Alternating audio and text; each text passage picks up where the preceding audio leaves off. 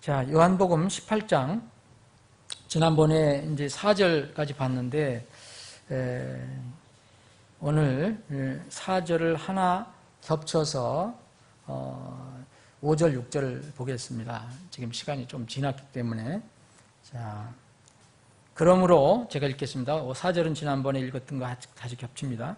그래야지 여러분들 이해하기가 좋습니다. 그러므로 예수님께서 자기에게 임할 일들을 다 아시고 앞으로 나아가 그들에게 이르시되 너희가 누구를 찾느냐 하시니 그들이 그분께 대답하되 나사렛 예수라 하거늘 예수님께서 그들에게 이르시되 내가 그러다 하시니라. 그분을 배반한 유다도 그들과 함께 서 있더라. 그분께서 그들에게 내가 그러다 하고 말씀하심에 곧바로 그들이 뒤로 물러가 땅에 쓰러지니라. 더 우리가 읽어볼 수도 있지만 우리가 이 세 절을 가지고도 한 20분 정도 묵상할 수 있습니다.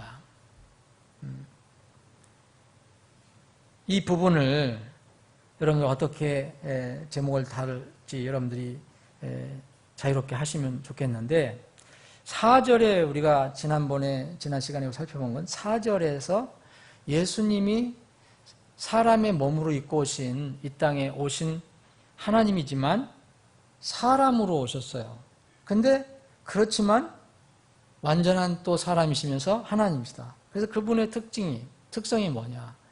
여러분 우리가 하나님의 속성, 하나님의 특성을 믿을 때 가장 큰 특성, 두드러진 특성을 우리가 두 가지로 표현합니다. 전지전능하신 하나님, 그죠? 사랑의 하나님, 긍휼의 하나님, 자비로우신 하나님, 공의의 하나님, 뭐 여러 가지 표현할 수 있지만 우리가 흔히 얘기하는 것이 전지전능하신 우리 하나님, 그래요. 전지는 모든 것을 아시는 분이라는 거예요. 모르시는 것이 없다는 거예요. 그건 창조주시니까. 그걸 우리가 4절에서 봤습니다. 모든 임할 일들을 다 아시고 그랬어요. 앞으로 일어날 일들 다 아셨다. 근데 오늘 5절, 6절은 잘 여러분들 읽어보시면 또 하나의 대표적인 하나님의 속성을 우리가 여기서 알 수가 있습니다. 그게 뭡니까? 전능하신 하나님입니다. 그래서 4, 5, 6절을 묶어서 얘기한다면 전지전능하신 하나님이라는 거예요. 왜 전능하신 하나님입니까? 여러분 이런 이 이야기가 뭐 소설도 아니고 실제 일어났던 일을 이렇게 기록한 건데 바로 이 이야기 읽어보면 그분은 예수님, 사람들이 무시했던 나사렛 촌동네에서 나타난 목수의 아들이라고 무시했지만 이분은 전능하신 하나님이셨다. 전능하신 하나님이셨지만 주님은 사람의 아들로서 그 능력, 그 권능을 아무 때나 휘두르지 않으시고 적재적소에, 적시에 사용하셨다는 것을 알 수 있습니다. 인자로 오신 것은 사람의 권능을, 자신의 권능을 사용해서 마음대로 뭘 하시려고 한 것이 아니고 오직 하나님 아버지의 뜻을 행하고 이루시려고 사람의 모습으로 낮추어서 오신 것입니다. 주님은 이때 주님을 괴롭히고 이스라엘을 괴롭혔던 당시의 최고의 권력인 이 로마 제국의 권력과 힘 얼마든지 간단히 쳐부술 수 있습니다. 그걸 제자들은 기대를 했지만 그런 능력이 있으신 분이지만 주님은 그것이 초림주로 오셨던 목적이 아니었기 때문에 그런 능력과 힘을 함부로 사용하시지 않으셨습니다. 다만 앞으로 장차 그 능력과 힘을 사용해서 내가 세상을 심판할 때가 있다. 내가 심판주의라는 것을 알려주시고 또 그것을 깨우치게 하셨습니다. 예수님은 모든 것을 할 수 있는 이런 전능하신 하나님이지만 정해진 때가 되기 전까지는 오래 참고 인내하시며 자비로우심, 하나님의 긍휼 이것을 알려주시는 일에 전념을 하셨습니다. 그래서 예수님의 그 이 지상생활을 보면, 공생을 보면 정말 인내, 오래 참으시고 견디시고 또 기다리시고 하는 것들이. 하나님의 때까지. 우리는 하나님의 때를 기다리는데 자주 어려움을 겪습니다. 이 말씀을 준비하면서 나는 어떤가? 우리는 정도의 차이는 있지만 다 성급하고 조급합니다. 참지 못하고 기다리는데 힘이 듭니다. 주님께서 우리에게 보여주신 수많은 본 중에서 우리 이 시대에 우리에게 가장 필요한 것들 중에 하나가 있다면 바로 이거라고 생각합니다. 오래 참고 하나님 때를 기다리는 믿음. 여러분, 이런 믿음이 없으면 이 세상에서 거의 미쳐갈 거예요. 그죠? 소망을 기다리지 않으면, 그런 믿음이 없으면 재림하실 주를 만나는 소망은 하나님의 때를 끈기 있게 기다리는 인내의 기다림의 열매로 이루어지게 될 것입니다. 주께서는 자신을 기다리는 자들과 자신을 찾는 혼에게 선하시도다.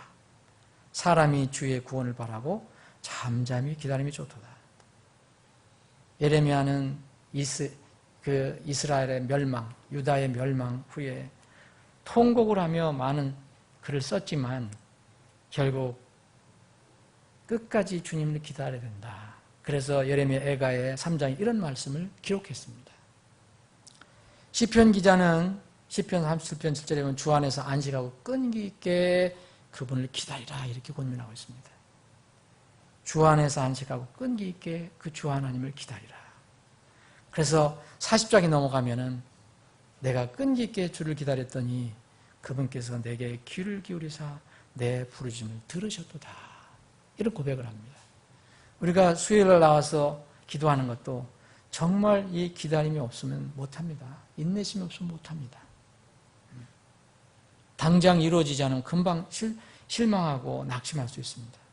그러나 시편 기자의 고백처럼 내가 끈기 있게 주를 기다렸더니 그분께서 내게 귀를 기울이사 내 부르짖음을 들으셨도다. 이런 고백이 우리에게도 나올 것입니다. 사랑하는 여러분, 우리는 이 말씀에서 우리에게 알려주는 주님의 속성 두 가지, 요 속성 두 가지 정말 우리가 믿고 있는가? 우리가 이 땅에 살아갈 때 지금 어려움이 많잖아요. 여러분, 이 세상에서 여러 앉아 계신 분 중에서도 어렵지 않고 매일 즐겁게 순탄하게 사는 사람 있습니까? 없습니다. 작은 일이든 큰 일이든 다 어려운 일들이 있고 힘든 일이 있어요. 그런데도 우리 삶이 이렇게 굴곡지고 고단해도 우리 하나님에 대한 나의 주님에 대한 분명한 그 믿음이 있으면 사실은 환경이 어떠하든 걱정, 근심할 필요가 없는데 그게 현실적으로 잘 안 되는 겁니다. 여러분, 하나님께 문제가 있는 게 아니고 우리의 믿음에 문제가 있는가 없는가 그게 문제입니다. 그 전지하신 하나님, 전능하신 하나님이 틀림없이 내 하나님이신가?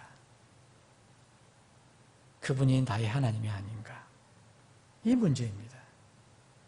만약 우리가 그 전지하신 하나님, 전능하신 하나님이 우리의 분명한 아버지라고 믿는다면 이 우주 만물을 지으시고 지금도 말씀으로 운행하고 계시며 여러분들의 삶, 저의 삶, 호흡까지도 주장하시는 분이 그분이시라는 것을 믿게 된다면 우리는 사실 모든 것을 다 소유하고 있는 것입니다. 그런데 우리는 걱정, 근심하며 살아갑니다. 자신의 왜 그러냐? 우리는 날마다 문제가 일어나는 것은 그 문제가 일어나는 것이 문제가 아니라 그 문제를 우리가 어떻게 바라보고 어떻게 접근하냐, 여기에서 문제가 나옵니다. 사람 살아가는데 맨날 문제가 나올 수 있죠.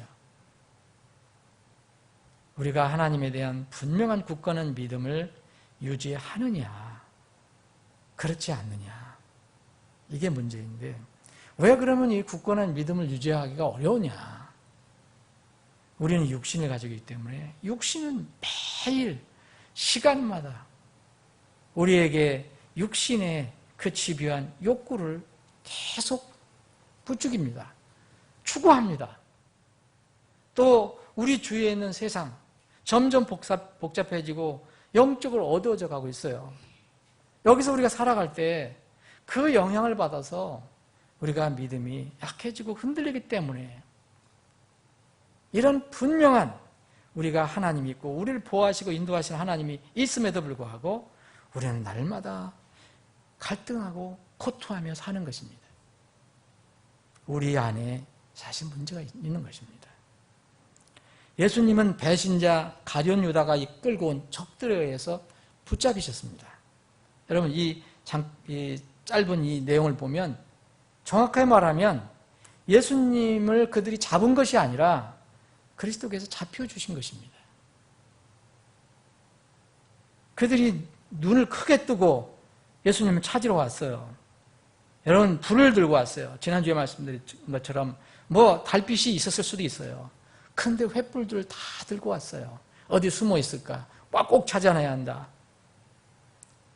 그 눈을 크게 뜨고 찾고 있던 예수님이 자신들 앞에서 하신 한 말씀에 어떤 일이 벌어졌습니까? 너희가 누구를 찾느냐? 다 하시고 그들에게 말합니다. 먼저 너희들은 도대체 누구를 찾느냐 하시니까 그들이 예수님께 대답합니다. 나사렛 예수라는 사람이다. 그래서 예수님께서 내가 그러다 그러십니다. 여러분 영어를 보십시오. 여기에는 영어로는 I am입니다. 원래 he는 이 헬라 말에는 없는 겁니다. 이제 킹제임 성경에서 이 영어를 이해할 수 있게끔 이렇게 he를 붙인 거예요. 그래야지 영어로는 구문이 완성이 되잖아요. 원래는 I am이에요. 여러분 I am 하면 어서 좀 익숙하지 않습니까? 바로 이것이 하나님이 자신을 표현한 어떤 그 용어입니다. 모세가 내가 어떻게 바로 앞에 섭니까? 내가 어떻게 하나님의 명령을 받았다고 우리 백성에게 얘기할 수 있습니까? 그들이 제 말을 듣겠습니까? 하나님을 내가 만났다고 얘기해도 그들이 듣겠습니까? 하나님 도대체 누구라고 말할 수 있습니까? 하나님이 그때 모세에게 얘기합니다. 나는 곧 스스로 있는 자다. 우리는 그렇게 번역을 했습니다. 또 스스로 계시니 이 영어로는 I am입니다. 어떻게 번역할 수도 없습니다. 이건 뭐입니까? 이건 창조주 하나님을 말합니다. 스스로 계신 분, 예수님의 입에서 I am이라는 말이 나왔습니다. 예수님은 그러한 분입니다. 여러분, 누가 피조물 중에서 나는 나다라고 말할 수 있는 사람이 있습니까? 없습니다. 여러분들도 나는 나다라고 얘기할 수 없어요. 본질적으로. 이건 뭐냐면 내가 스스로 존재하는 그런 존재다라는 것을 말하는 겁니다. 그런 능력은 아예 우리에게는 없습니다. 우리 사람이 존재하는 것은 창조자 하나님의 힘에 의해서 존재하는 겁니다. 그래서 성경 어디에도 사람에게는 I am이라는 말을 쓰지 않습니다. 바로 하나님에게만 씁니다. 하나님께서 숨을 거둬가시면 더 이상 자신의 힘으로 존재할 수 없는 게 바로 여러분들과 저입니다. 이게 인간입니다. 그래서 예수님만이 I am이라고 얘기할 수 있습니다. 내가 그러다 I am. 위엄과 권위가 가득한 말씀이 주님의 입에서 나오자마자 그들은 어떻게 됐습니까? 예수님이 무슨 무기를 동원한 것도 아닙니다. 무슨 장풍을 동원한 것도 아닙니다. 예수님의 입에서 말씀이 나오자 그들은 다 뒤에 물러가서 모두 땅에 쓰러졌습니다. 요한 외에 다른 복음서기자 마태, 마가, 누가는 이 사건을 기록하지 않고 있습니다. 정확한 그런 상황은 다른 복음서에서 기록되어 있지 않습니다. 그들이 예수님의 말씀을 듣자마자 예수님이 내가 나다라고 얘기한 말씀을 듣자마자 그냥 다 놀래서 뒤로 넘어졌다고만 쓰러지고 말았다고 기록되어 있습니다. 분명히 이들은 스스로 발을 헛디뎌서 넘어진 거 아닙니다. 발이 꼬여서 넘어진 게 아니에요. 그들을 위해 무엇인가 강한 말할 수 없는 힘이 작용했기 때문에 그들은 낙엽처럼 넘어진 겁니다. 이것이 바로 하나님이신 예수님부터 나오는 능력입니다. 그들을 잡으려는, 예수님을 잡으려는 그 사람들, 예수님 얼마든지 물리칠 수 있고요. 그들 손에서 벗어날 수 있습니다. 능력의 하나님입니다. 그분이 바로 능력의 하나님이시라는 것을 잠깐 보여주셨습니다. 여러분, 마지막 때에 이런 권능의 하나님이 내가 나로다 라고 한마디 했는데 다 쓰러졌는데 이 권능의 하나님께서 진노하시면 세상이 그때 어떻게 될 것이라고 생각하십니까? 예수님은 분명히 미리 말씀을 하셨어요. 욥기에 보면 4편 9절에 보면 4장 9절에 보면 그들은 하나님의 거센 바람에 의해 멸망하고 그분의 콧구멍에 숨에 의해 소멸되느니라. 주님께서 숨을 한 번 쉬면 다 소멸된다고 했습니다. 이렇게 예수님의 한마디에 뒤로 넘어진 사건은 하나님의 권능과 동시에 하나님 앞에 사람이 얼마나 연약한 존재인가. 피조물이구나. 절대 스스로 쓸 수 있는 존재가 아니구나. 이 사실을 깨닫게 해줍니다. 그런데 여전히 사람들은 하나님을 대적하고 불순종하며 살아갑니다. 저는 이 구절을 읽고 나서 예수님이 다른 걸 쓰지도 않았는데 그냥 말씀만 했는데 다 넘어졌습니다. 주님께서 앞으로 마지막 때 심판하러 오신다고 그랬거든요. 이분이 심판하러 오신다고 그랬거든요. 그걸 읽을 때 여러분들 성경을 곳곳에 찾아서 읽어보시면 정말 모골이 송연해집니다. 시편 기자는 예수님을 뭐라고 미리 예언했냐면 건축자들이 버린 돌, 바로 그 돌이 모퉁이 머릿돌이라고 이미 예언했습니다. 시편 118편 22절에 보면. 그래서 이 복음서 기자는 마태, 누가 사람들은 예수님께서 이 시편 말씀을 인용해서 마지막 심판을 하실 것이라는 것을 소개해 주고 있습니다. 심판에 관해서 얘기할 때 이 시편 기자가 예언한 것을 인용해서 얘기하고 있습니다. 자, 사람들이 버렸다, 업신여겼다, 버린 그 건축자들이 버린 돌, 바로 그 돌이 나중에 모퉁이의 머릿돌이 되는데 이 돌이 앞으로 심판할 때가 얼마나 무섭겠냐. 마태복음 21장 44절, 누가복음 20장 18절에 보면 이런 말씀이 있습니다. 누구든지 이 돌 위에 떨어지는 자는 부서지겠고 누구에게든지 이 돌이 떨어지면 그를 갈아서 가루로 만들리라. 이건 예수님 입에서 나온 말씀입니다. 여러분, 너무 심한 말 아닙니까? 여러분, 이 돌이 손을 대지 않고 깎은 돌이 나중에 세상을 멸망시킬 때, 그리고 심판할 때 이 돌이 떨어지면 그를 갈아서 가루로 만들리라 그랬습니다. 여러분, 그때의 상황을 계시한 대표적인 성경이 바로 요한계시록입니다. 분명히 이러한 심판을 받을 사람이 앞으로 있습니다. 불행하게도 있습니다. 이 사람들이 만약 요한계시록을 읽는다면 아마 덤덤하게 읽고 지나갈 것입니다. 그때 실제 상황에 천분지일, 만분지일도 느끼지 못할 것입니다. 사랑하는 여러분, 우리는 이 살갗에 조그만 가시 하나가 붙어도 그 조그만 가시가 하나 박혀도 힘들어합니다. 고통스럽습니다. 며칠 전에 우리 집사람이 눈에 뭐가 자꾸 들어갔다고, 내 눈으로 아무 봐도 없어요. 눈이 안 보니까. 근데 분명히 뭐 있는 것 같아요. 그래서 괜찮다고, 아무것도 없다고. 근데 3일 만인가 다시 병원에 가보니까 거기에 뭐가 들어가 있어요. 이 눈썹 같은 게 꼬부러진 게 뭐 들어가 있어요. 그걸 빼내니까 그렇게 시원하고 고통이 없어지는 거예요. 사람이 그렇습니다.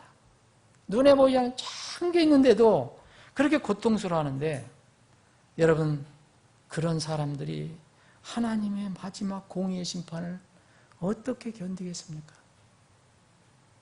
얼마나 고통스러우면 요한계시록을 보면 죽기를 구한다고 나와 있습니다. 여러분, 요한계시록 9장 읽어보십시오. 하나님의 심판이 쏟아질 때 너무너무 괴로워서 죽기를 구한다고 얘기합니다. 근데 거기 보면 죽을 수도 없다 그래요. 그때는 자살도 안 통해요. 얼마나 그 통증이 심하면 자기 혀를 깨물겠습니까? 요한계시록 16장에 보면 자기 혀를 깨문다고 나옵니다. 사랑하는 여러분, 이 사람들은 예수님께서 I am, 그러니까 그들이 찾는 그 나사렛 동네, 촌 동네 그 목수의 아들, 볼품없는 목수의 아들, 범죄한 이 유대 법에 의한 범죄한 그 사람을 찾아왔지만 예수님은 그들에게 I am, 하나님으로서 말씀하시는 I am을 얘기할 때 이들은 모두 넘어졌습니다. 저는 잘 모르지만 여기 넘어진 사람 중에서 나중에 예수님을 믿은 사람들도 있지 않겠나. 성경은 그렇게 얘기하지 않습니다.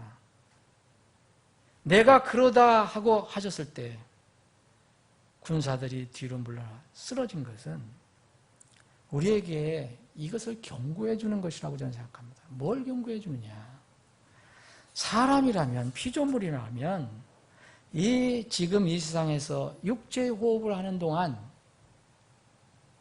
주님의 임재의 능력 앞에 한번 쓰러지는 것이 좋다. 아니, 반드시 한번 쓰러져야 한다. 인생에서 한번 숨을 쉬고 있는 동안은. 만약 그때 마지막 성경에서 예언된 마지막 심판이 임하기 전까지 주님의 은혜와 능력 앞에 쓰러지지 않으면 살아있을 때 그때는 정말 진실로 무서운 일들이 기다리고 있다. 조금 전에 말씀드린 요한계시록 이런 무서운 일들이 기다리고 있다. 여러분, 이 쓰러진 것을 생각하시면서 어떤 한 사람을 여러분도 생각해낼 수 있습니다. 길리기아 다소 출신 이 유대 바리새인 사울은 이 사람들과 거의 비슷해요. 예수님을 잡으러, 예수님 믿는 사람, 예수님이 믿는 사람들 잡으러 갑니다. 예수님이 부활하셨기 때문에 그 지상에 없었지만 이 사람 예수를 믿는 사람 잡으러 갑니다. 살기등등했습니다. 다메섹 도상에서 예수님을 만나게 됩니다. 어떻게 됐습니까, 여러분? 사도행전 9장을 보면 그가 뒤로 쓰러집니다. 땅에 쓰러집니다. 예수를 만나서 쓰러집니다. 주님의 임재에 압도되어서 길에서 쓰러집니다. 여기 있는 사람들처럼. 그리고 그는 새 생명을 받고 다시 일어납니다. 그때까지 영적인 눈이 멀어있던 사울은 주님의 임재와 능력을 체험한 뒤에 이제 눈을 뜨고 있지만 육신의 눈은 감깁니다. 이게 의미가 있는 것입니다. 육신의 눈은 뜨고 있지만 실제적으로 보지 못합니다. 육신의 눈이 멀게 됩니다. 영적인 눈이 떠지기 시작합니다. 주님의 은혜로 이제 감겼던 육체의 눈도 다시 뜹니다. 침례를 받고. 가장 지혜로운 사람은 육체가 살아있는 동안 주님을 자신의 유일한 구원자와 왕이심을 믿고 그분 앞에 쓰러지는 사람입니다. 그분 앞에 무릎을 꿇는 사람입니다. 그때까지, 그 결정적인 시점까지 무릎을 꿇지 않고 주님을 주와 왕으로 인정하지 않는 사람은 무서운 일을 감당해야 합니다. 그렇게 인정하지 않는 불신자들 모두 그때 가서는 무릎을 꿇는다고 성경은 예언하고 있습니다. 이미 늦은 것뿐입니다. 빌립보서 2장에 보면 모든 혀와 사람들이 다 무릎을 꿇는다고 그랬습니다. 사랑하는 여러분, 이건 짧은 구절이지만 전지전능하신 하나님, 예수님을 우리에게 얘기해 주고 있습니다. 그분이 I am이라고 얘기했을 때 사람들이 뒤로 넘어졌습니다. 그러한 분입니다. 우리가 살아있을 때, 지금 살아있을 때 그분 앞에 영적으로 꼭 한번 쓰러지고 다시 영적인 눈을 뜨고 일어나야 합니다. 그렇게 되지 않으면 앞으로 무서운 심판, 돌이 떨어져서 가루를 만드는 그런 심판이 앞으로 있을 것입니다. 사랑하는 여러분, 여러분은 전지전능하신 하나님 앞에, 주님 앞에 믿음으로 마음에 무릎을 꿇은 적이 있습니까? 나는 아무것도 아니구나. 나는 죽은 존재구나. 나는 피조물이구나. 나는 심판바다에 마땅할 존재구나. 이것을 깨닫고 그 전지전능하신 주님 앞에 무릎을 꿇은 적이 있습니까? 쓰러진 적이 있습니까? 그리고 지금도 매일매일 주님 앞에 이렇게 자기를 낮추고 쓰러진 채 무릎 꿇는 삶을 살고 있습니까? 이 짧은 구절이지만 이것을 우리에게 교훈으로 알려주고 있습니다.